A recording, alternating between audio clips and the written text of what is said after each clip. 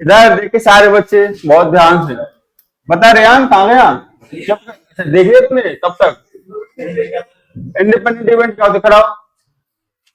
Independent event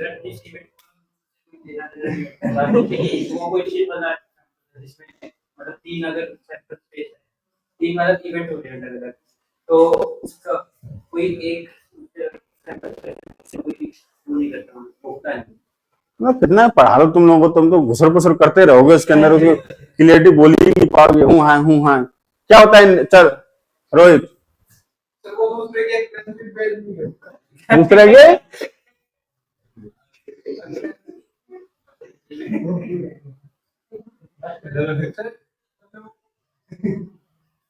उसके दूसरे हाँ ये बोलना सीधा, ये सैंपल स्पेस वो सैंपल स्पेस क्या है यार? चल मुझे स्पेस बता दे, चल बड़े भाई। उल्ट ऐसा बोला कर। हाँ क्या बोला, वापस बोल। में म्यूचुअल एक्सक्लूसिव, अगर मैं कहता कि E1 एंड E2 अगर मैं कहता कि E1 and E2 are mutually exclusive, then कैसी बात है? लेना देना कैसे नहीं है?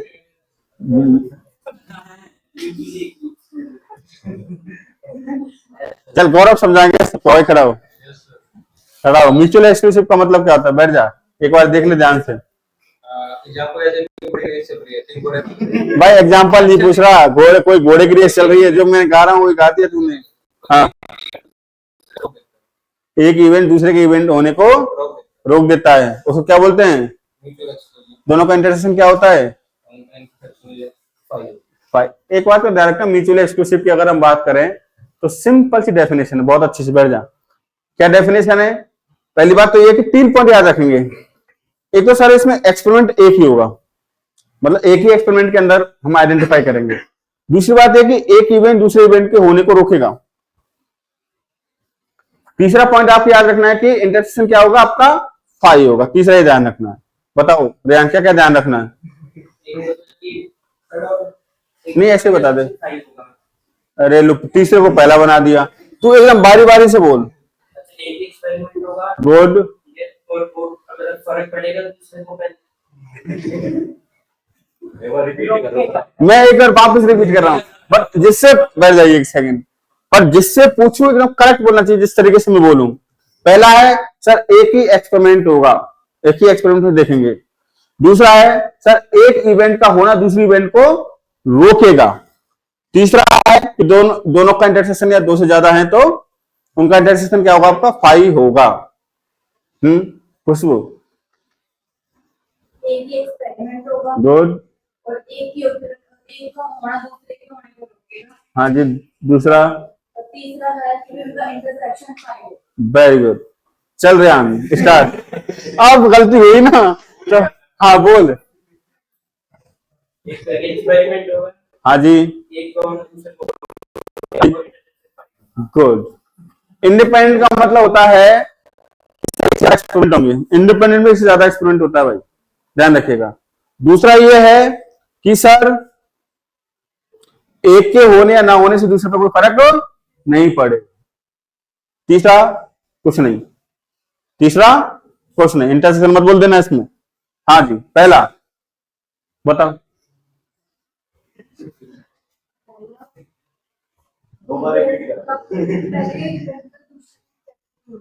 गुड, ये पहला पॉइंट है। तुम बताओ। गुड।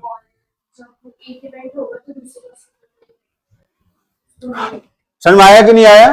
एक से ज्यादा एक्सपेरिमेंट होगा इंडिपेंडेंट की बात। इंडिपेंडेंट कभी भी एक पर्टिकुलर एक्सपेरिमेंट में नहीं होता है, उसके मोर देन वन एक्सपेरिमेंट चाहिए होते हैं। क्लियर हुआ कि नहीं हुआ? बैठ जाइए फटाफट से, चलें आगे बढ़ते हैं। ओके अच्छा, इसके बाद मैंने कॉम्प्लीमेंट्री इवेंट के बारे में बताया था, एल्जेब्रा ऑफ इवेंट स्टार्ट किया था। हाँ जी किसमें? हाँ हाँ हाँ शायद अपलोड हो रहे हैं वो। क्यों क्या हुआ? कटवाना है क्या? नहीं नहीं कटवा दिया शायद उसको, नहीं आएंगे डाउट, टेंशन ना ले। कटवा देंगे। आ जाओ। हाँ, अब मैंने आपको कॉम्प्लीमेंट्री इवेंट बताया था आपको, ठीक है ना, कॉम्प्लीमेंट्री ऑफ इवेंट क्या होता है, राइट। उसके बाद मैंने बताया था कि ए यूनियन बी का मतलब क्या होता है। जैसे ई वन, अगर बात करूं E one union E two, ठीक है ना, की प्रोबेबिलिटी की बात करें तो पहले तो आपको इसका वर्डिंग पता होना चाहिए। वर्डिंग क्या होता है? Probability of occurrence of at least one of the event from E one और ई टू। E1 और E2 में से कम कोई, कम से कम कोई, एटलीस्ट वन। वो आप कहेगा ही नहीं आपको यूनियन निकालना है, आपको वर्डिंग से समझना पड़ेगा कि हमको इवेंट का यूनियन लेना है, इंटरसेक्शन लेना क्या है। समझ में आया कि नहीं? वर्डिंग से समझना पड़ेगा। जब कभी आपसे एटलीस्ट की बात करें तो इस केस में क्या लेना बच्चा? यूनियन लेना है, ठीक है ना। तो इसकी जो प्रोबेबिलिटी होती थी वो किसके बराबर होती थी बच्चों? Probability of E1 plus probability of E2 minus probability of E1 intersection कितना होता था बच्चों? आपका E2 होता था। बात समझ में आया कि नहीं आया? यहां तक कोई डाउट है? ठीक है ना। ये आता कैसे, ये वाली बात वैसे तो कोई दिक्कत है नहीं। आपको ये पता है कि अगर E1 और E2 में नंबर ऑफ एलिमेंट्स निकाले जाएं तो किसके बराबर होंगे? Number of elements in E1 plus number of elements in E2 minus number of elements in E1 intersection E2। बोलो हाँ या ना? होगा या नहीं होगा? अरे होगा या नहीं होगा? अब दोनों तरफ जो है NS से डिवाइड कर दो। NS का मतलब क्या होता है? चाहिए तो तुमको पता ही नहीं होगा अभी। NS का मतलब सैंपल स्पेस में कितने एलिमेंट होते हैं, ठीक है। NS का मतलब क्या होता है? सैंपल स्पेस में कितने एलिमेंट होते हैं। तो चलो इसको बाद में देखेंगे। बस ये समझ में आया पी ए यूनियन बी का मतलब क्या होता है, ठीक है ना। इसको भी थोड़ी देर में समझ जाओगे। चलिए अब यहां पर देखें, इसके साथ साथ मैंने एक बात और बताई थी। इसको मैं डायग्रामेटिकली रिप्रेजेंट किया था, वेन डायग्राम बनाया था आपके सामने। कैसे बनाया था? इस तरीके से मैंने वेन डायग्राम आपके सामने बना दिया था, ठीक है। ठीक है, इस तरीके से ये हो गया ए, और ये कितना होगा जो आपका बी हो गया। ये ए हो गया और ये कितना होगा जो आपका बी है, ठीक है। और ये पूरा क्या था बच्चों आपका? This is what? This is A union B, ठीक है। और ये छोटका वाला जो है, या E1 ले लेते हैं, इसको ले लेते हैं अपन E2। ये हो गया आपका E1 यूनियन कितना बच्चों? आपका E2 हो गया, ठीक है। और अगर मैं इसकी बात करता हूं, ये तो आपका सैंपल स्पेस हो ही जाता है ये इस तरीके से।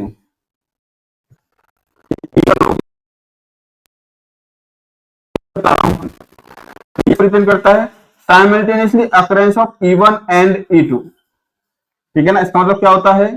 साइमल्टेनियसली अकरेंस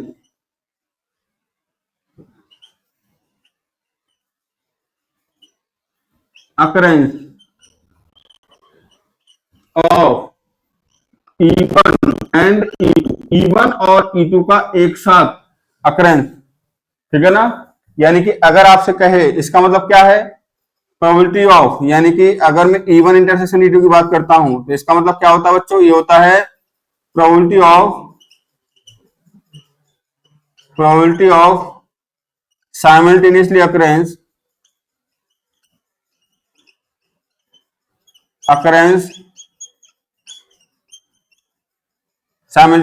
ऑफ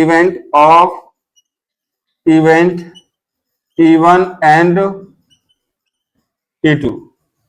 क्या ये बात समझ में आया कि नहीं आया? नोट डाउन करो इसको, E1 इंटरसेक्शन E2।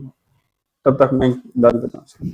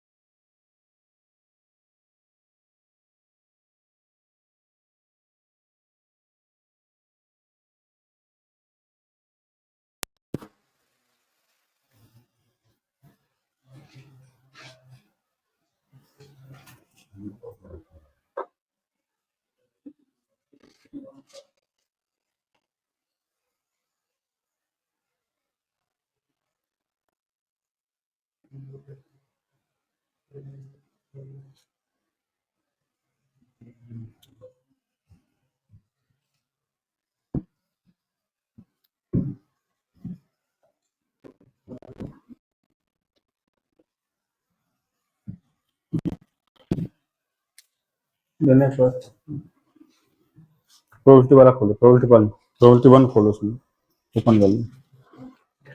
हम्म,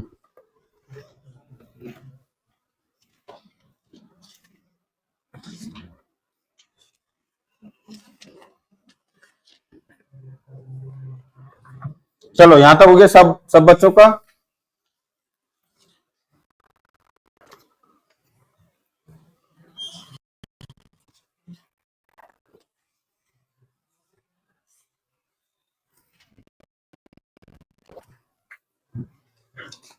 क्या यहां तक सब बच्चों को होता है बेटा? चलिए अच्छा, मैं बता रहा हूँ, इधर देखें, ये कौन सा पॉइंट था? आई थिंक दूसरा था, जब दूसरा हो गया, ठीक है ना। तीसरा मैंने ये वाली चीज बताई थी, ठीक है ना। फोर्थ की बात कर लेते हैं। फोर्थ है प्रोबेबिलिटी ऑफ, जैसे अगर मैंने आपके सामने ये लिखा हुआ है, ये लिखा हुआ है, इसका मतलब क्या होता है? प्रोबेबिलिटी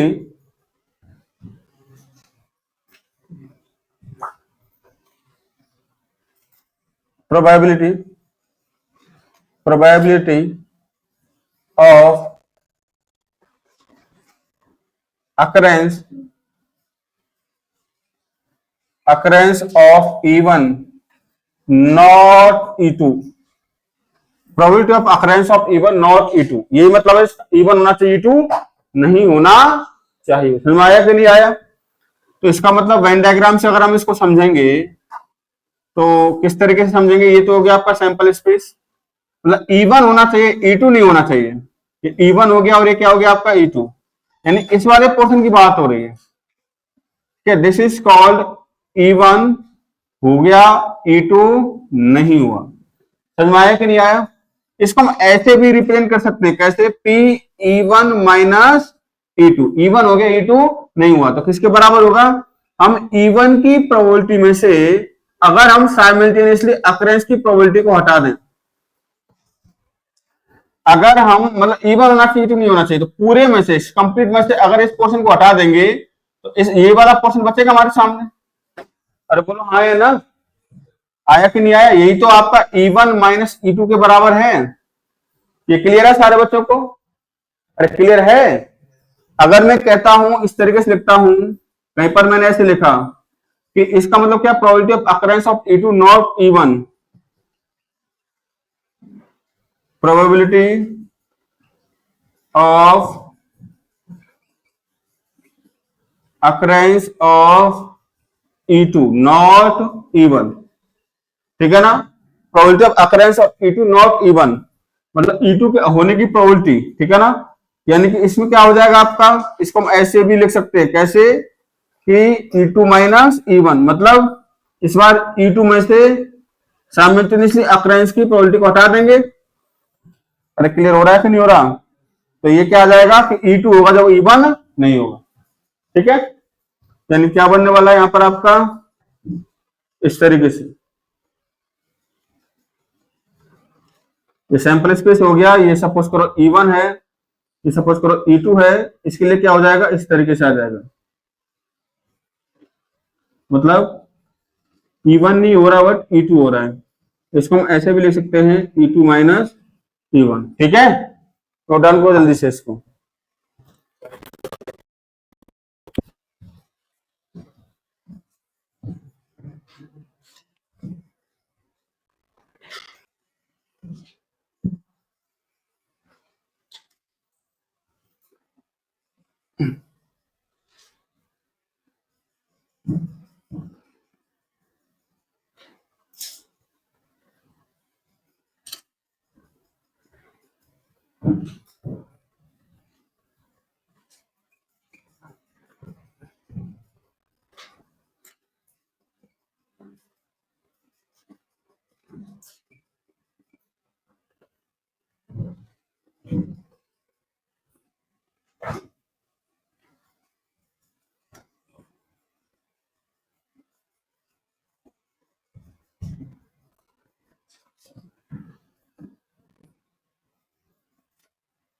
वहां तक हो गया क्या सबका?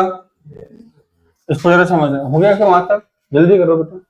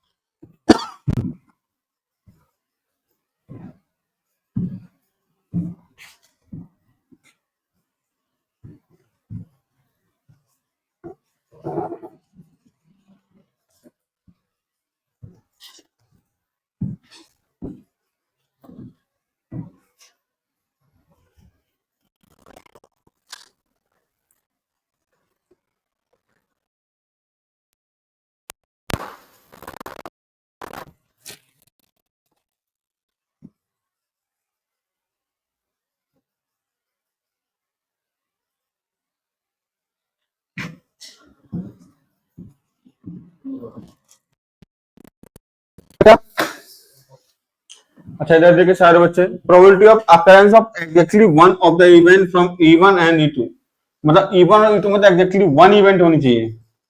एटलीस्ट वाला केस हमने पढ़ लिया, एटलीस्ट की बात करता है तो यूनियन हम लोग निकालते हैं, ठीक है ना। एग्जैक्टली बात करेगा तो क्या होगा, E1 होना चाहिए, E2 नहीं होना चाहिए। E1 नहीं हुआ तो E2 होना चाहिए। समझ में आया कि नहीं आया? इसका अभी हमने देखा ये किसके बराबर होता है, ये किसके बराबर होता है, E1 में, E1 के होने में से E1 एंड E2 के होने को सेपरेट कर दो, इसमें E2 में से होने में से E1 एंड E2 के होने क्या कर दो बेटा, सेपरेट कर दो। तो कितना बचेगा आपका, ये बचेगा E1 plus PE2 minus 2 times of PE1 intersection कितना बचेगा आपका, E2 बचेगा। क्या ये बात समझ में आया कि नहीं आया? क्लियर है सारे बच्चों को? तो कहने का मतलब क्या हुआ कि exactly one of the event अगर होगा तो वेन डायग्राम के थ्रू उसकी सिचुएशन क्या बनेगी आपकी, ये सैंपल स्पेस है, ये E1 इवेंट को रिप्रेजेंट कर रहा है, ये E2 कर रहा है, तो ये वाला चीज, ठीक है ना, ये वाला, राइट। समझ में आया कि नहीं आया? क्लियर है सारे बच्चों को? ठीक है ना। तो ये रिप्रेजेंट करेगा exactly occurrence of one of the event from E1 and E2। Simultaneous occurrence इसके अंदर है ही नहीं। क्लियर है भाई? नोट डाउन करें जल्दी से। हो गया?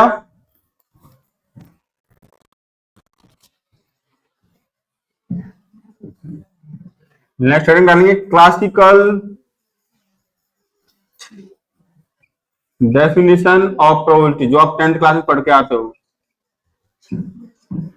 10th क्लास में किस बच्चे ने अच्छे से प्रोबेबिलिटी पढ़ी है? अरे ये तो पढ़ाई होगा क्लासिकल,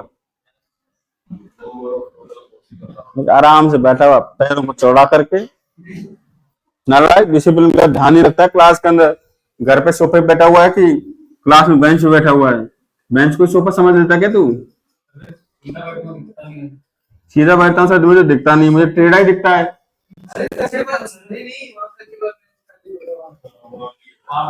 नहीं यहाँ नहीं बैठेगा ये,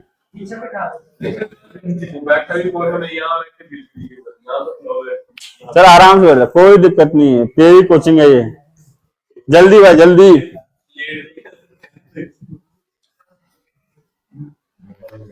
कहीं पर भी लिखा हुआ है पीई तो इसका मतलब क्या होता है बच्चों?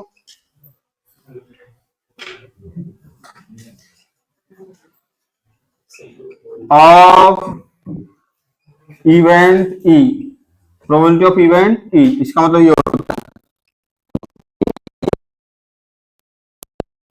प्रोबेबिलिटी ऑफ इवेंट ई होता है फेवरेबल केसेस,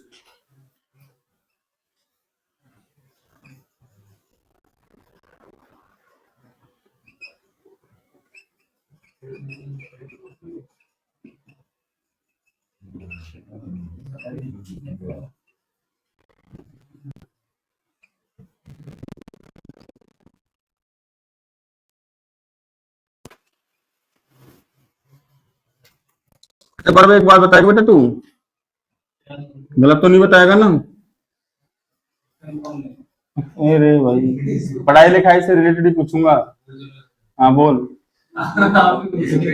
अगर किसी सैंपल स्पेस में n एलिमेंट है, n सैंपल पॉइंट है, n आउटकम्स हैं, तो उससे कितनी इवेंट बनेंगे?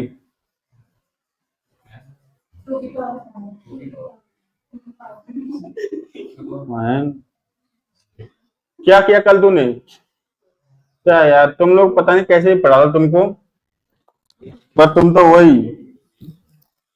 किसी भी इवेंट की प्रोबेबिलिटी किसके बराबर होती है? Favourable cases to element E number of favourable cases,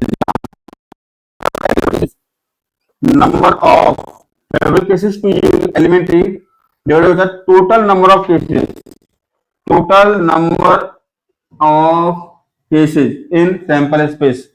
ये तो आपने 10th क्लास में डेफिनेशन पढ़ी होगी। कौन सा बच्चा जिसने 10th क्लास में डेफिनेशन नहीं पढ़ी है? मेरे हिसाब से कैसे भी स्कूल में पढ़ेंगे तो ये तो पढ़ाई होगी सर ने, ठीक है ना? तो अगर प्रोबेबिलिटी ऑफ इवेंट किसी इवेंट की प्रोबेबिलिटी बराबर होती है, उस इवेंट ई के फेवर में कितने केसेस हैं, इस सैंपल स्पेस में कितने केसेस हैं। क्लियर हुआ कि नहीं हुआ? N E divide by N S. Sir वो फेवरेबल के पास cases to element E, element E के फेवर में कितने केस हैं?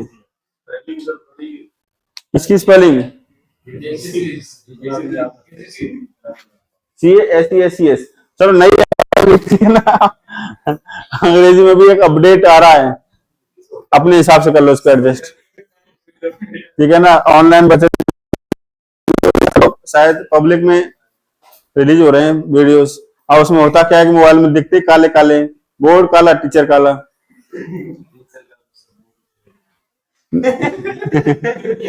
मार कर सकते। चलिए, ये क्लास क्या कह रहे हो? अच्छा, ये तो देखो C2 और P2 जो होंगे तो आपका क्या बोलते हैं, काउंटिंग के तरीके होते हैं, वो तो काउंट करने के तरीके हैं। इधर देखिए सारे के सारे बच्चे, देखो किसी भी इवेंट में जो नंबर ऑफ केस होंगे वो सैंपल स्पेस से कम ही होंगे या सैंपल स्पेस के बराबर होंगे, और नल सेट से ज्यादा होंगे या उसके इक्वल होंगे। इधर किसी भी इवेंट में नंबर ऑफ केसेस जो होंगे सैंपल स्पेस के बराबर या सैंपल स्पेस से कम होंगे, और नल सेट के बराबर या नल सेट से ज्यादा होंगे। इसमें तो कोई डाउट नहीं किसी को। अगर मैं दोनों तरफ, तीनों तरफ NS से डिवाइड कर दूं इस तरीके से, N5 का मतलब क्या होता है? N5 मतलब नल सेट में नंबर ऑफ एलिमेंट कितने होते हैं? बता गौरव। N5 का मतलब number of element in null set कितना? 0। ये किसके बराबर होता है? PE। और ये कितना होता है? 1। समझ में आया कि नहीं आया?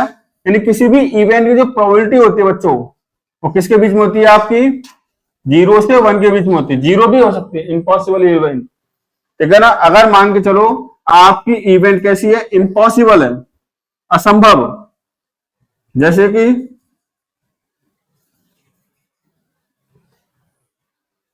किसी डायस को फेंकने पर 8 का आना या मोर देन 6 का आना, 1 2 3 4 5 6 है, तो क्या हो जाएगी? 0। और अगर मान के चलो दोनों कॉइन के दोनों तरफ हेड है, तो हेड का आने की प्रोबेबिलिटी क्या होगी? हेड के श्योर इवेंट की प्रोबेबिलिटी 1 होती है, 1 हो जाएगी। समझ में आया कि नहीं आया? टेल की क्या हो जाएगी? 0। समझ में आया कि नहीं आया सारे बच्चों को? इस बात का ध्यान रखिएगा आप लोग। ये तो पहली बात हो गई, ठीक है ना? पहला पॉइंट। दूसरा पॉइंट ये होता है कि किसी इवेंट का होना और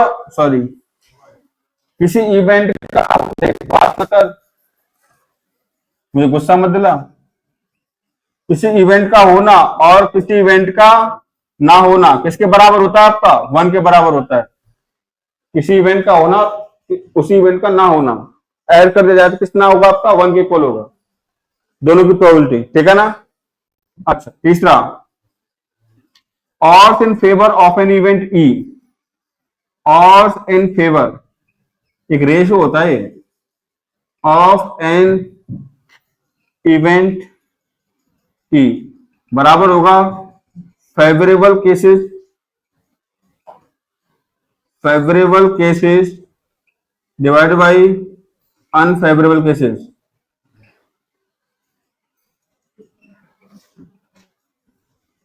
और इन फेवर की बात करें तो रेशो होता है इस तरीके से, favourable cases to unfavourable cases. और अगर मैं बात करूं और अगेंस्ट की बात करता हूं ऑफ एन इवेंट ई,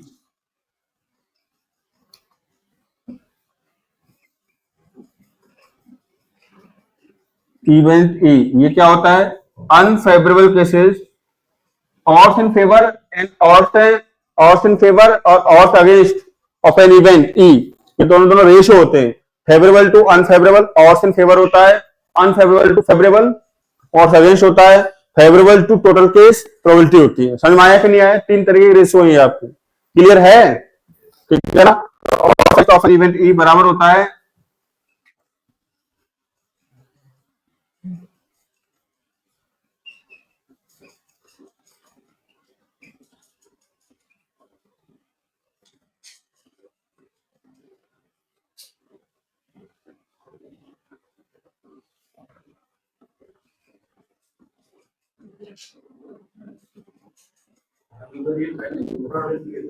क्या, वो थोड़ा सा घूम गया ना टॉपिक, बाद में एहसास हुआ, तभी तो मैंने वो 2 इवेंट पे छोड़ दिया था मैंने। किससे पहले की बात हो रही है? मतलब किससे पहले पढ़ाना चाहिए था ये? ना ना ना, ये पढ़ाना चाहिए था जो अलजेब्रा स्टार्ट हुआ ना उससे जस्ट पहले। बाकी तो सब बिल्कुल सीक्वेंस में था। जब मुझे पता लगा कि यार आर्टिकल इसको पढ़ा देना चाहिए, क्योंकि अभी 2 इवेंट ए इवेंट बी, मतलब 2 इवेंट का अलजेब्रा पढ़ा के मैंने वहां पर स्टॉप किया उसको। 3 इवेंट का भी अलजेब्रा होता है, उसके हम बाद में चर्चा करेंगे, पहले इसको समझते हैं आर्टिकल को अच्छे से। अरे क्लियर हुआ कि नहीं? ये ऐसे पढ़ते हैं बेटा ना। तो 3 टाइप के रेशियो मैंने बताए। किसी भी इवेंट की प्रोबेबिलिटी जो होती है वो होती है favourable cases upon total case होता है, favourable cases upon unfavourable cases होता है आपका of in favour, unfavourable cases upon favourable cases होता है ऑफ अगेंस्ट। क्लियर हुआ कि नहीं हुआ? इन चीजों को ध्यान रखो। किसी भी इवेंट की प्रोबेबिलिटी जो होती है 1 के बीच में होती है। 0 भी पॉसिबल है इम्पॉसिबल इवेंट का, 1 भी पॉसिबल है श्योर इवेंट। क्लियर हुआ कि नहीं हुआ? ठीक है ना? बाकी किसी इवेंट का होना और उस इवेंट का ना होना, दोनों की प्रोबेबिलिटी को जोड़ दिया जाए तो किसके बराबर होगा? आपका 1 के इक्वल होगा।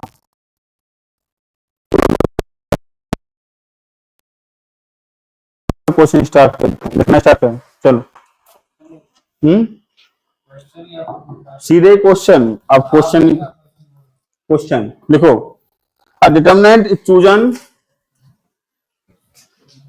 इस बार अब कर दूं क्या मैं?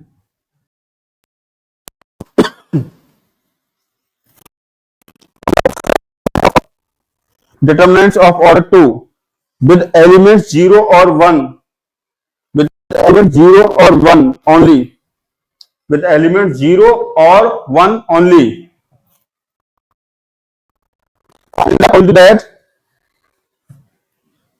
Find the probability that, find the probability that, find the probability that,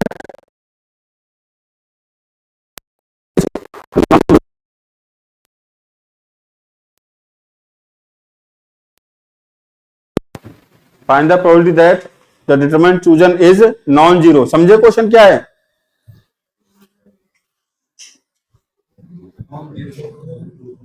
मेरी बात सुनो, 0 और 1 का यूज करते हुए आपको क्या बनाने हैं? डिटरमिनेंट बनाने हैं। और हमने उसमें से क्या किया है? डिटरमिनेंट चूज किया है, और वो ऐसा डिटरमिनेंट है जिसकी वैल्यू 0 नहीं है। यही क्वेश्चन हुआ। तो प्रोबेबिलिटी बताओ उसकी। ये नहीं मानेगा। ये अभी 2 शादियों को निपटा के आया है, तीसरे के लिए तैयार बैठा हुआ है। बेटा बेटा लाता है ये। मामा की शादी हुई है, बताओ मामा की शादी में से क्या यार, तो रहने दे भाई।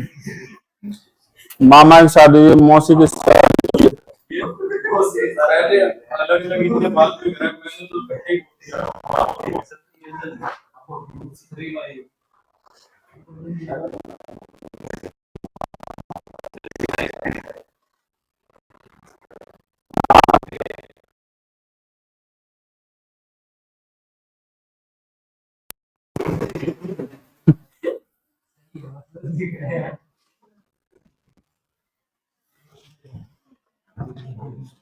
चलिए, इतना आसान सवाल है, पता नहीं इसमें क्या। गौरव का आंसर एकदम सही है भाई। 0 और 1 का यूज करते हुए 2/2 ऑर्डर के डिटरमिनेंट आप कितने बना सकते हो? पहले तो मुझे एक बात बताओ, टोटल केस कितने होंगे? भाई तू मत बोल यार, मुझे समझाने दे बच्चों को, तू तो पढ़ चुका है पहले से कहीं ना कहीं से। ज्यादा होशियार हो गया क्या? तो 2/2 के डिटरमिनेंट में कितनी सीट होती है? 4 सीट होती है। 4 लोगों को बैठाना है, बेटा समझिएगा ध्यान से। टोटल केस बता रहे हैं पहले। देखो किसी भी इवेंट की प्रोबेबिलिटी किसके बराबर होती है? Favourable cases upon total case होता है। पहले टोटल केस देख लेते हैं कि 0 और 1 का यूज करते हुए। जरूरी नहीं कि आपको डिटरमिनेंट के अंदर 0 और 1 का यूज दोनों का एक साथ करना ही करना, नहीं। ऐसा भी हो सकता है कि चारों पोजीशन पर 0 0 0 आ जाए, ऐसा भी हो सकता है 4 पोजीशन 1 1 1 हो जाए। क्लियर हुआ कि नहीं हुआ? आप टोटल डिटरमिनेंट कितने बना सकते हो पहले वो देखो, टोटल नंबर ऑफ केसेस। अच्छा, इसको फिल करने की चॉइस 2, इसको फिल करने की चॉइस 2, इसको फिल करने की चॉइस 2, इसको फिल करने की चॉइस 2। तो टोटल नंबर ऑफ केसेस कितने हो जाएंगे बेटा? 2 की पावर 4 यानी कि 16 हो जाएंगे। इसमें कोई डाउट? अरे कोई डाउट है क्या? हमको तो ऐसे डिटरमिनेंट चाहिए जिसका डिटरमिनेंट 0 ना हो, ऐसा बोला है, नॉन जीरो होना चाहिए। तो डिटरमिनेंट 0 होता कब है ये देखो पहले तो आप। ऐसा हो सकता है, पहले तो 0 वाले निकाल लो आप लोग, 0 कब बनेगा? 0 वाले केस बताना भाई, ठीक है ना? जब यहां पर 0 हो जाए, ठीक है, और यहां पर 0 हो जाए बेटा, यहां पर कुछ भी हो जाए, उसका डिटरमिनेंट क्या आएगा आपका? 0 ही आएगा। समझ में आया कि नहीं आया? ठीक है ना? ठीक है, मतलब इसको फिल करने की अगेन 2 चॉइस और इसको फिल करने की अगेन 2 चॉइस। या फिर एक काम कर लेते हैं, 0 1 ले लेते हैं या 1 1 ले लेते हैं, ऐसे कर लेते हैं, तो भी 0 आएगा। और कैसे 0 आ सकता है बेटा? 0, ठीक है ना, और 0 0 1 हो सकता है। और कैसे हो सकता है 0 आपका? 0 0 1 0 हो सकता है। ऐसे कैसे हो सकता है ना? और एक केस ऐसा हो सकता है कि चारों 1 हो जाए, ये केस भी हो सकता है। ऐसा भी हो सकता है 0 0 1 1 हो जाए, ये नहीं हो सकता।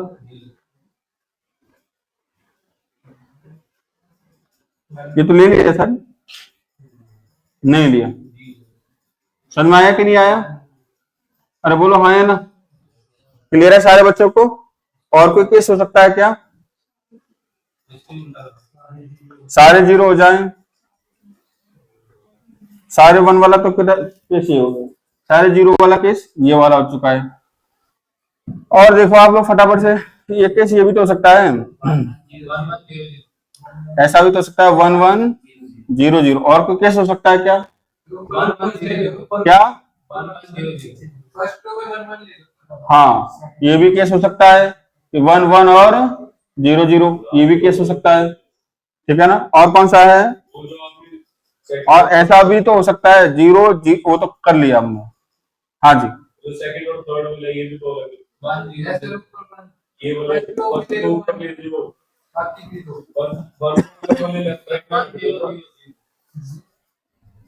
मतलब यहां से कौन कौन से केस आपके बन सकते हैं? आपके यहां पर केस एक तो ये बन सकता है कि 0 1 0 0 बन सकता है आपका, ठीक है ना? राइट, एक ऐसा बन सकता है, और एक और बन सकता है इसके अंदर एक और बन सकता है 1 0 0 0, एक केस ये बन सकता है आपका। और इसके अंदर ये तो फिर आपका। और कोई केस है क्या? टोटल कितने हो गए? 1 2 3 4 5 6 7 8 9 10 हो गए, तो 10 क्लियर है। और बच्चे कितने आपके 6, मतलब 10 तो ऐसे बन गए जिसका डिटरमिनेंट क्या हो रहा है 0 हो रहा है, ठीक है ना। और टोटल केस कितने 16, 16 में से 10 को हटाएंगे तो कितने केस बचेंगे 6, 6 ऐसे डिटरमिनेंट बचेंगे जिनका डिटरमिनेंट 0 नहीं है। तो कितना आंसर हो जाएगा, फेब्रुअल हो गया आपके 6, टोटल कितने थे आपके 16, तो कितना आंसर आएगा 3/8 आपका आंसर हो जाएगा। कैसा जो आया कि नहीं आया, तो बोलो क्लियर है सारे बच्चों को, कोई दिक्कत, ठीक है चलिए। तो चलेगा अभी क्लास यार, अभी तो मैं डाउट ही बहुत लिए थे इस क्लास में, तो दिक्कत है क्या कहीं, बात इतनी आश्चर्यचकित होकर मत देखो।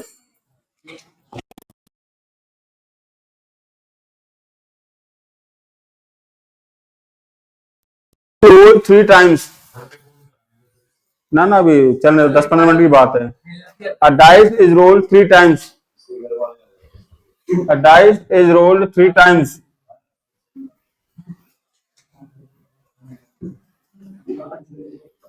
अ dice is rolled 3 times,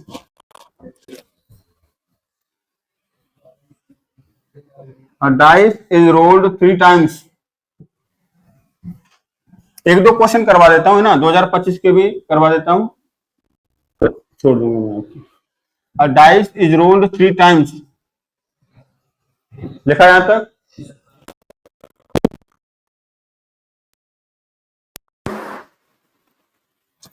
find the probability of getting, लिखो, find the probability of getting,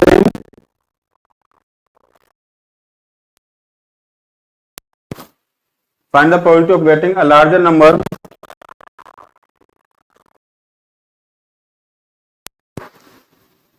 find the probability of getting a larger number than the previous number each time, than the previous number each time। अब मेरी बात जरा ध्यान सुनिए, मैं कुछ कहना चाहता हूं। जैसे कोई एक्सपेरिमेंट है, उसको हम बार बार परफॉर्म कर रहे हैं, तो उसके सैंपल स्पेस में कितने एलिमेंट होंगे। जैसे मान के चलो एक एक्सपेरिमेंट है, उसको जब मैं एक बार परफॉर्म करता तो n आपके केसेस आते हैं किसके अंदर, सैंपल स्पेस के अंदर n आउटकम्स आते हैं एक बार थ्रो करने पर या एक बार परफॉर्म करने पर। और उसी एक्सपेरिमेंट को मैं 2 बार परफॉर्म करूंगा तो उस केस में टोटल नंबर ऑफ आउटकम्स होंगे सैंपल स्पेस में हो जाएंगे n इंटू n। अगर 4 बार परफॉर्म करूंगा तो n into n into n into n, 5 बार करूंगा तो n into n into n into n into n, 5 बार। जैसे किसी कॉइन को मैंने 5 बार थ्रो किया तो सैंपल स्पेस में कितने आउटकम्स होंगे 2 इंटू 2 इंटू 2 इंटू 2, 5 बार मतलब 2 की पावर 5। एक एक्सपेरिमेंट करने में कितने आपके आउटकम्स आ रहे हैं सैंपल स्पेस के अंदर, ठीक है ना, उसकी उतनी पावर कर दे। जैसे इसी डाइस को मैं 4 बार थ्रो किया तो टोटल नंबर ऑफ आउटकम्स कितने होंगे, टोटल नंबर ऑफ केसेस कितने होंगे उस केस में 6 की पावर 4।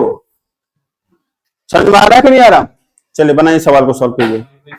कितना,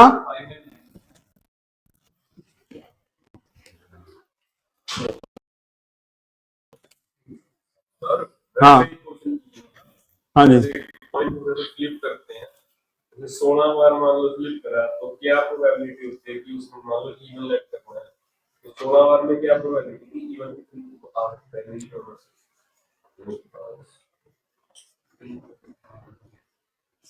इवन के डाइस में, नॉर्मल कॉइन में नॉर्मल इवन कहां से आ जाएगा, हेड या टेल होता है वो तो। टेल मतलब वो गलती हो गया, टेल या हेड से रिलेट कर रहा है, कितनी हो सकती है 16 बार में एक मिनिमम एक तो आ जाए। हाँ तो उसका होता है ना तरीका। 2/3। अरे यार अपने मन से मत चलो, रोहित शर्मा गया कहीं पर भी चैंपियंस ट्रॉफी ले गया वो तो अपनी। हाँ सुनो, जो तुम कह रहे हो ना इस बात को, इसका बाइनोमियल डिस्ट्रीब्यूशन बोलते हैं बेटा इसको। जैसे हमको 3 बार चाहिए या 16 बार फेंका, 4 बार हेड आए तो उसकी प्रोबेबिलिटी क्या होगी, 10 बार हेड आए तो उसकी प्रोबेबिलिटी क्या होगी, इसके प्रॉपर मतलब फॉर्मूला है, प्रॉपर बताऊंगा मैं आपको। हाँ पूरा आएगा, सब कुछ आएगा उसके अंदर। हाँ जी, कितना आंसर आ रहा है। अच्छा पहले तो मुझे बताओ कि 2/3, यार देखो एक बात का ध्यान रखना, प्रोबेबिलिटी नाम का चैप्टर चल रहा है, सोच समझ का आंसर देना। नहीं चल रहा है, आंसर देने लग गया तू। हाँ क्या बोल रहा तू, 1/, गलत ये भी।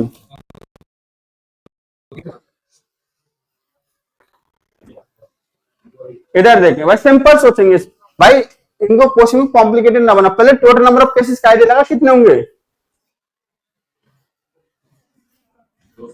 बासु बोल यार, कुछ एकदम चुप हो गया तू यार। टोटल नंबर ऑफ केसेस नहीं बता पाएगा क्या? जब मैं डायरेक्ट से एक बार थ्रो करता हूं तो कितने आउटकम्स आते हैं? 6। अगर 3 बार थ्रो करूंगा तो 6 इंटू 6 इंटू 6। बेटा कुछ भी समझ में आया कि नहीं आया? अच्छा, टोटल तुम्हारा कितना है?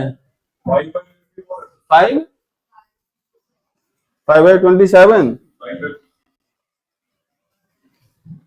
गुड। घटा, बंद कर इसको। पूछ रहा था मतलब मजाक करके कर रहा है, खोल के बैठा हुआ है उसको। नहीं, वो तो खोली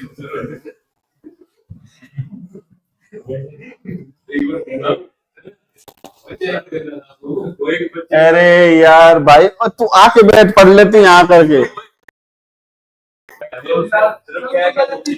उसी की दिक्कत है ना। नहीं, वो बेचारा वेट कर रहा है, चला जाएगा। खुद ही चला जाएगा क्या? 10 मिनट बोल दे, 10 मिनट वेट कर ले। तू ही बोल, तेरे साथ जाता है वो। इसको भी जाओ। अब पढ़ा क्यों है? तो हर इंसान की अपनी एक वैल्यू होती है। क्या बात है, इंसान नहीं है क्या? हर जीव की अपने आप एक वैल्यू होती है। जीव बोला है मैंने, लिविंग थिंग्स। अब इधर देखे सारे बच्चे, मुझे एक बात बताओ, अगर आप डाइस को थ्रो करोगे तो टोटल नंबर ऑफ केसेस बताओ 3 बार थ्रो करने पर। भाई एक बार थ्रो करेंगे तो 6 पॉसिबिलिटी होती है, फिर 6 इंटू 6 इंटू 6। क्या ये बात समझ में आया कि नहीं? सब बच्चों बोलो हाँ है ना। अब हम चलते हैं फेवरेबल केसेस पर। किस पर चलते हैं? केसेस पर चलते हैं। अच्छा, फेवरेबल केसेस कैसे निकालेंगे? इधर देखिए ध्यान से। भाई उसने बोला कि जब आप 3 टाइम थ्रो कर रहे हो तो हर एक टाइम पहले वाले से ज्यादा नंबर आना चाहिए। इतना तो कंफर्म है, जब 3 बार थ्रो करोगे तो 3 नंबर आएंगे आपके, और उनको आपको अरेंज करना है इंक्रीजिंग ऑर्डर में। किसमें अरेंज करना है? इंक्रीजिंग ऑर्डर में। एक काम करते हैं, 6 में से कोई 3 नंबर ले लेते हैं और उनको इंक्रीजिंग ऑर्डर में अरेंज करने का तरीका कितना होगा? 6 में से कोई 3 नंबर ले लो आप लोग, 63 कर लो, तो उनको इंक्रीजिंग ऑर्डर में अरेंज करने का तरीका तो एक ही होगा ना, कि सब पहले सबसे छोटा फिर उससे बड़ा फिर उससे बड़ा। खुशबू, एनसीआर का मतलब होता है एन में से आर को सेलेक्ट करना। क्या बोला मैंने? पहले हम क्या करेंगे, 6 में से कोई 3 नंबर को निकाल लेंगे। भाई ऑब्वियस बात है, जब हम डायरेक्ट 3 बार थ्रो करेंगे तो हमको 3 डिस्टिंक्ट नंबर चाहिए। 3 सेम नहीं, डिस्टिंक्ट। और कैसे चाहिए? 3 डिस्टिंक्ट चाहिए, और उनको इंक्रीजिंग ऑर्डर में अरेंज करना, कि हर एक बार डायरेक्ट थ्रो करेंगे तो हमारे पास जो नंबर आना चाहिए वो पहले वाले से बड़ा आना चाहिए। तो इसका मतलब 3 नंबर ले लो और उनको इंक्रीजिंग ऑर्डर में अरेंज कर दो, जितने तरीके से आप कर सकते हो। तो 3 नंबर लेने का तरीका हो गया 63, और इंक्रीजिंग ऑर्डर में अरेंज करने का तरीका तो एक ही होता है, सबसे पहले सबसे छोटा फिर उससे बड़ा फिर उससे बड़ा। जैसे आपके पास सपोज को 3 4 5 आ गए, तो 3 4 5 को इंक्रीजिंग ऑर्डर में कितने तरीके से अरेंज कर सकते हो बताओ? एक ही तरीके, 3 आएगा फिर 4 आएगा फिर क्या आएगा आपका? 5 आएगा। क्या समझ में आया कि नहीं आया? तो 6 में से 3 नंबर लिए, उनको इंक्रीजिंग ऑर्डर में अरेंज किया जाए, एक ही तरीके का होता है। तो total number of favourable case कितने हो गए आपके? फेवरेबल केस जो हो गए 63। 6 इंटू 5 इंटू 4, 3 इंटू 2 इंटू 1, कितना हो जाएगा? 20। तो आंसर कितना हुआ फाइनली हमारा? 2 हो जाएगा 20/6 इंटू 6 इंटू 6। तो कितना हो जाएगा? 2 से 10 बार चला जाएगा, 2 से 3 बार जाएगा, 2 से 5, 2 से 3 बार। क्या ये बात समझ में आई कि नहीं बताओ? पहले तो क्लियर है सारे बच्चों? बस सिंपल सोचना था। चलो एक क्वेश्चन और करो।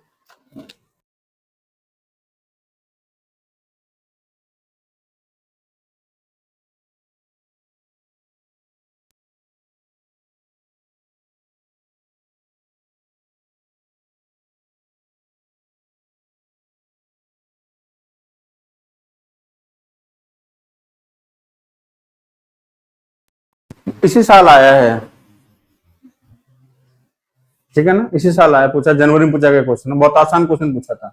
लिखो, बोलू बेटा, कुछ भी समझ में आया कि नहीं आया?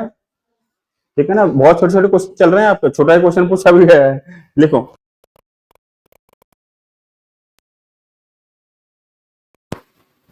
Late S, capital S, let, देख देख आगे पीछे देखेगा यू भी, S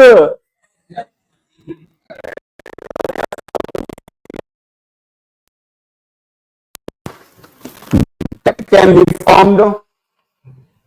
Let S be the set of all words that can be formed, that can be formed, इसलिए लिख लेना J 2025, that can be formed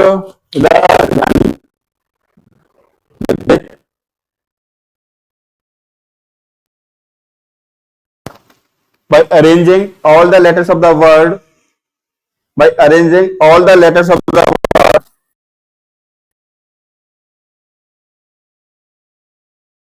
garden, GARDEN, GARDEN,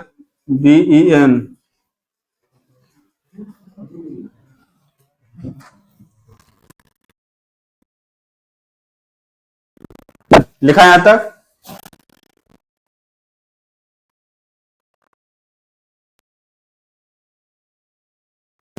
From the set S, one word is selected. From the set S, one word is selected. From the set S,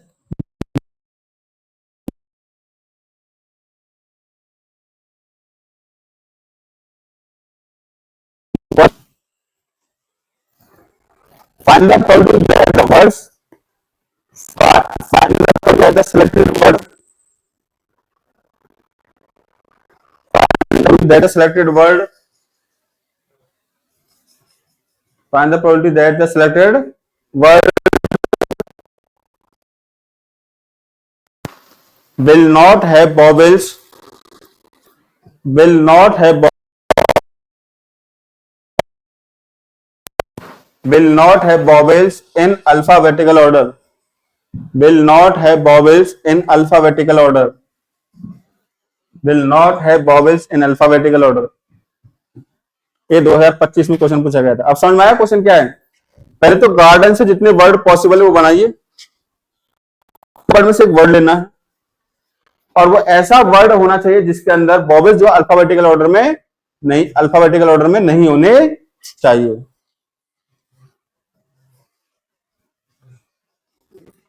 लग जाओ काम पर। आप एक काम कर सकते हो इसमें कि वर्ड को जो आपके वॉवेल्स हैं उनको अल्फाबेटिकल ऑर्डर में अरेंज करके कितने वर्ड ऐसे बन सकते हैं वो निकाल लो, वो हमको नहीं चाहिए, तो वन में से वो प्रोबेबिलिटी क्या कर देंगे, सेपरेट कर देंगे। समझ में आया सवाल क्या है? अब बस कुल मिलाकर के आपके परम्यूटेशन कॉम्बिनेशन का टेस्ट है ये, वही बेसिक वाला।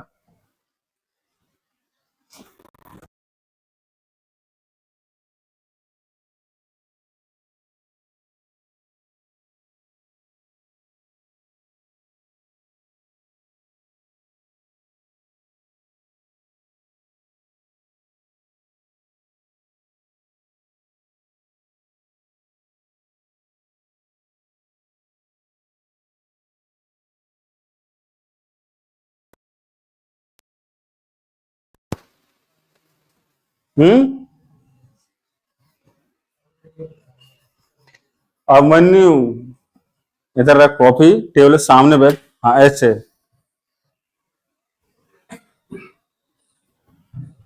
बनाइए।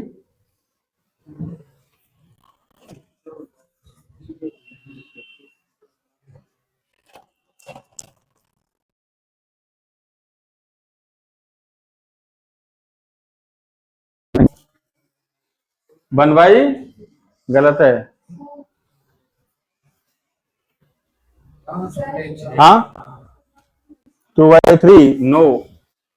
अरे तेरा हाथ पहुंच जाता है वहां पर हैं? बैन वाले बच्चे कौन कौन है? बैन वाले, ओ हो,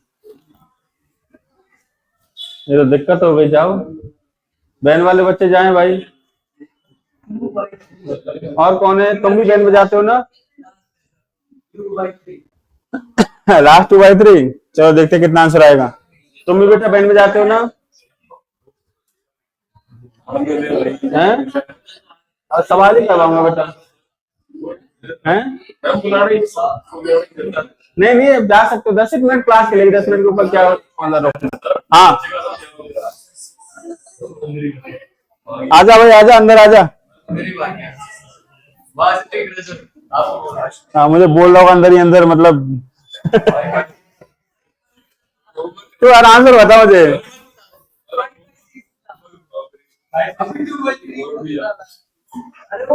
बेटा एक बात ध्यान रखना, हम लेट हो सकते हैं, ठीक है ना? आगे से ध्यान रखेंगे इन चीजों से, क्योंकि अब क्लास चले तो चलने दो थोड़ा ठीक ठाक। मतलब प्रोबेबिलिटी का एक्सरसाइज कौन सा करके लाना है?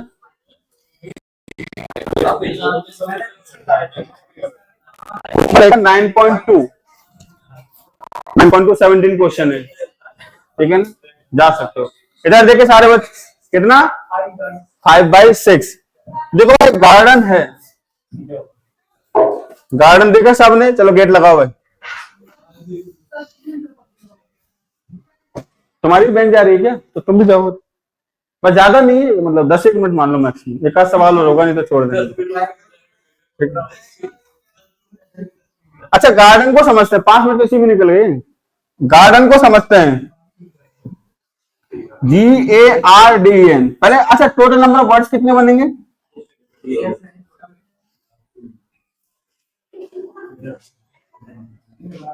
टोटल नंबर ऑफ वर्ड्स लगाओ भाई, गेट लगाओ।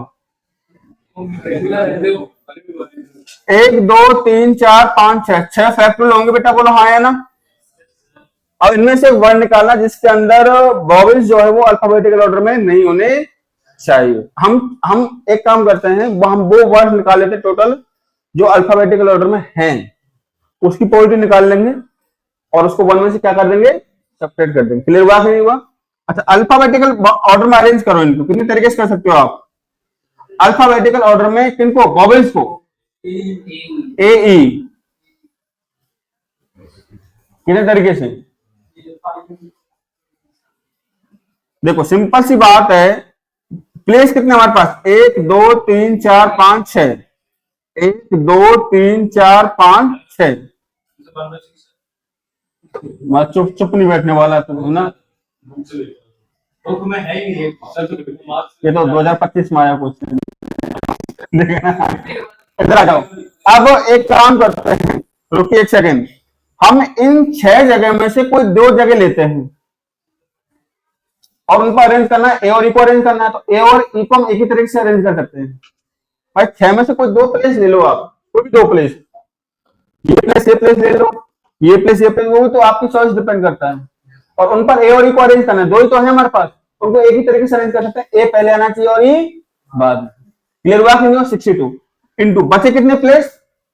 4 प्लेस पर जो कॉन्सोनेंट है उनको अरेंज कर दो आप, इंटू क्या हो जाएगा आपका? 4 फैक्टोरियल। अरे बात समझ में आया कि नहीं आया? क्लियर है सारे बच्चों को? तो कितना हो जाएगा आपका? अच्छा हमारा जो आंसर होगा पता है वो क्या होगा? वो होगा 1 माइनस कितना? 6C2 into 4 factorial divide by 6 factorial. यही तो होगा। मतलब ये जो आंसर है ये वो है कि टोटल नंबर ऑफ वर्ड्स कितने थे हमारे पास? 6 फैक्टोरियल। उनमें से हमने एक वर्ड निकाला, उस वर्ड के अंदर जो वॉवेल्स है वो किसमें है? अल्फाबेटिकल ऑर्डर में है। अरे क्लियर हुआ कि नहीं हुआ? ये तो उसकी प्रोबेबिलिटी है, बट हमको क्या प्रोबेबिलिटी चाहिए? अल्फाबेटिकल ऑर्डर में नहीं चाहिए, तो क्या करेंगे? उसको 1 में से क्या कर देंगे? सेपरेट कर देंगे। अरे क्लियर हुआ कि नहीं हुआ बच्चों? तो क्या कितना आएगा ये आपका? 6 इंटू 5 इंटू 4 फैक्टोरियल डिवाइडेड कितना जाएगा? 2 इंटू 1 6 इंटू 5 इंटू 4 फैक्टोरियल। तो पट गया और 1/2 आंसर है ना? 1/2 आंसर है इसका, लगा रखा मैंने पहले। तुक्का मेरा एकदम सही बैठा था पहले।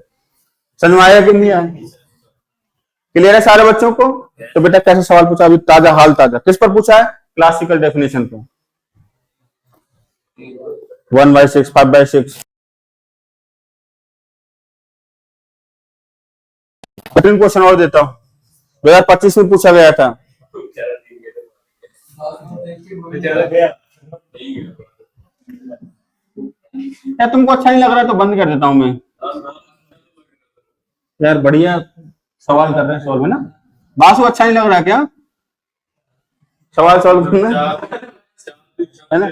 शादी का टाइम है कब, कितने बजे जाएगा आज शादी में? आज नहीं है ना, कल है। अब नहीं जाना क्या, लगा रहा गेट लगा दे। चलो भाई लिखो, एक सवाल और लिखो फटाफट से।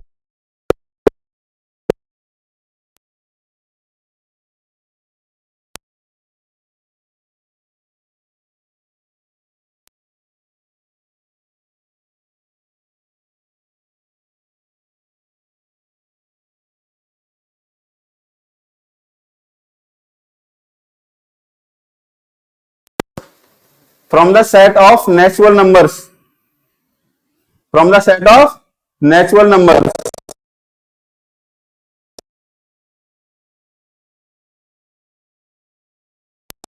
then the probability that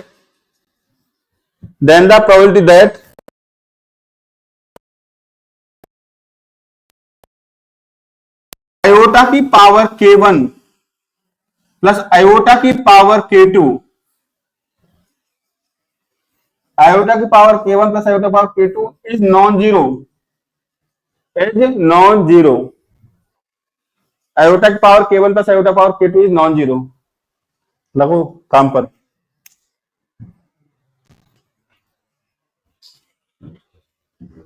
आप सेटलमेंट निकालो 109 तक देखो, पहले 109 तक देखो सिस्टम को कि दो आयोटा पावर करने पर नॉन जीरो कब कब बन रहा है आपका, इंटरवल के बाद बनता है आपका नॉन जीरो।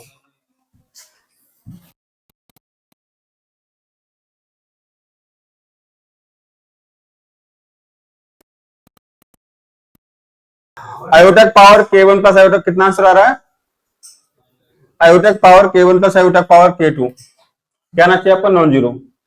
हमें काम करते हैं जीरो के लिए आंसर निकालते हैं। अच्छा मुझे एक बात बताओ, जो k1 होगा, जैसे आयोटा की पावर k1 हमको निकालना, राइट, ठीक है ना? आयोटा की साइकिल कितनी होती है, 4 होती है, 4 के बाद वैल्यू रिपीट करता है। यहां पर जो k1 होगा वो k1 कुछ ऐसा नंबर होगा, कैसा, मतलब 4 का मल्टीपल प्लस कुछ मान लेते हैं r1, 4 का मल्टीपल प्लस r1 मान लेते हैं। भाई अगर हमको आयोटा की पावर जैसे मान 92 निकालना तो हम क्या 4 से डिवाइड करते हैं, हमको रिमाइंडर से तो मतलब होता है, तो हम क्या करेंगे, कोई भी नंबर होगा उसको 4 से डिवाइड कर लेंगे, ठीक है ना? अब जैसे अगर मैं तुमसे कहूं कि भाई आयोटा की पावर कितना 1 और एक बोला मैंने आयोटा की पावर 101, तो दोनों में डिफरेंस है क्या? आयोटा की पावर 1 तो आयोटा ही होता है, आयोटा की पावर 101 भी आयोटा होगा, समझ में आया कि नहीं? बट इन दोनों में एक खास बात है, 4 से डिवाइड करने पर यहाँ रिमाइंडर 1 है और 4 से डिवाइड करने पर यहाँ पर रिमाइंडर कितना है, 1 है। तो हम रिमाइंडर के बिहाफ पर किसी को डिवाइड करते हैं। क्लियर हुआ कि नहीं हुआ? ठीक है ना? यानी कि सिचुएशन क्या है कि जो k1 है, जो भी एक नंबर आएगा, ये ऐसा नंबर होगा जो 4 से डिवाइड करेंगे और प्लस कुछ रिमाइंडर होगा उसका। ऐसे भी k2 एक ऐसा नंबर होगा 4 से डिवाइड करेंगे तो वहां पर भी कुछ ना कुछ क्या आएगा, आपका रिमाइंडर आएगा, उसको मान लेते हैं r2। और जो r1 है ये क्या क्या हो सकता है, 0 हो सकता है, 1 हो सकता है, 2 हो सकता है और 3 हो सकता है। समझ में आया कि नहीं आया? और जो R2 है वो क्या क्या हो सकता है आपका, 0 हो सकता है, 1 हो सकता है, 2 हो सकता है, यहाँ पर क्या हो सकता है आपका 3 हो सकता है। क्या ये बात समझ में आया कि नहीं आया? अरे बात समझ में आया कि नहीं आया? ठीक है ना?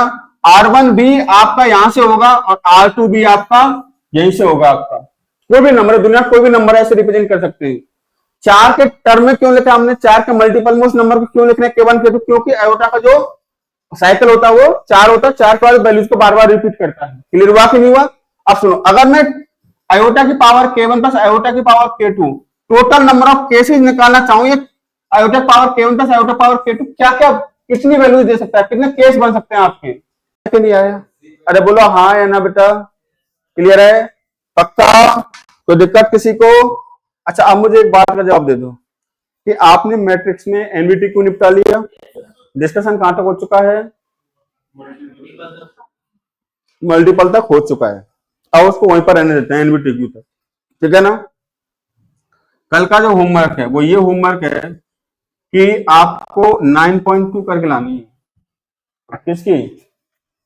9.2, 9.1 को हम लास्ट में करेंगे, 9.2 करके लानी प्रोबेबिलिटी की एक्सरसाइज है 9.2, ठीक है ना। इसमें 17 क्वेश्चन है। और सुनो मेरी बात, इससे पहले कुछ इलस्ट्रेशंस हैं, और इलस्ट्रेशन में बता दो कितनी इलस्ट्रेशन है, 2 में करवा चुका हूं, 1 2 3 4 5 6 7 8 9, अच्छा बहुत इलस्ट्रेशन है इसमें तो। एक मिनट, 1 1 2 3 4 5 6 7 8 9 10 11 12 13 14 15 16 17 18 19 20 21 इलस्ट्रेशन। एक काम करना, आप 9.2 ना करके 21 इलस्ट्रेशन कर लेना, 2 मैंने करवा दिए, मतलब वो इलस्ट्रेशन जो 9.1 और 9, भाग मत करो यार, 9.2 के बीच में है, वो इलस्ट्रेशन जो 9.1 और 9.2 के बीच में है, उनमें टोटल 23 इलस्ट्रेशन थे, 2 में करवा चुका हूं, कितने बचे? 21। तो आपका टास्क है 21 इलस्ट्रेशन को ध्यान से करके लाइएगा, एक्सरसाइज मत करो 9.2, अभी रुक जाइए, इनको ध्यान से करोगे। अगेन मैं कह रहा हूं बेटा, ये चैप्टर में क्या क्वेश्चन को समझना बहुत बड़ी बात है, ठीक है। बाकी आप देख सकते हो, अभी देखना सब क्वेश्चन बहुत आसान आसान ही आते हैं इसमें, आप देखिएगा ऐसे ऐसे क्वेश्चन आ रहे हैं आपके पास।